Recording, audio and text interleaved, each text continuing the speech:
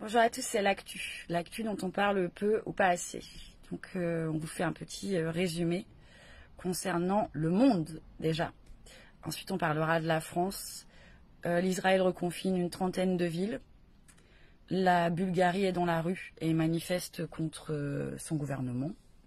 La Biélorussie continue d'être dans la rue et la répression est extrêmement violente. Plus de 700 arrestations, des journalistes, beaucoup, et de plus en plus de policiers qui ne portent pas l'uniforme. Ça doit vous rappeler des petites choses. Il y a eu une attaque terroriste en Tunisie, revendiquée par l'État islamique. Une bonne nouvelle, le Kosovo et la Serbie sont sur le petit chemin de trouver un accord de paix. Donc si personne ne leur met des bâtons dans les roues à l'international, peut-être qu'eux, ils vont trouver une solution et qu'ils vont réussir à s'accorder et à apaiser la population, les citoyens et les civils. Le Sénégal est en état d'urgence suite à des pluies torrentielles.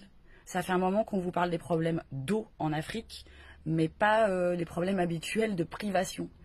Les inondations de tout genre et les pluies diluviennes en Afrique, ça fait 15 jours que ça dure et que c'est extrêmement compliqué pour eux de gérer ça. Donc rapprochez-vous des ONG, je vous mets les liens pour ceux qui veulent en savoir un petit peu plus.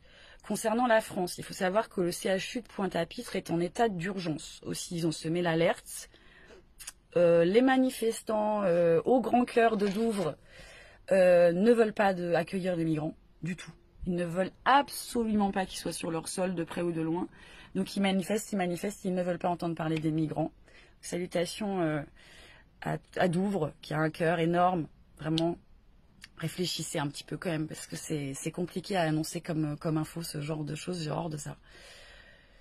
Et puis les plans sociaux. Alors 3A, Nokia, Auchan, General Electric. Donc plan social, dans plan social, il y a plan, mais il n'y a pas social. Hein, on le sait, de l'intérieur, de l'extérieur, on le sait. 3A manifeste déjà. Les syndicats vont avoir beaucoup de travail. Et on n'oublie pas que quand tout sera privé, on sera privé de tout. Dernière chose, Julian Assange est toujours en prison au quartier de haute sécurité de Londres, à Belmarsh, et reprise des audiences aujourd'hui. On vous tient au courant évidemment. Toute la clique vous salue bien. À ce soir, 19h pour un live. Prenez soin de vous.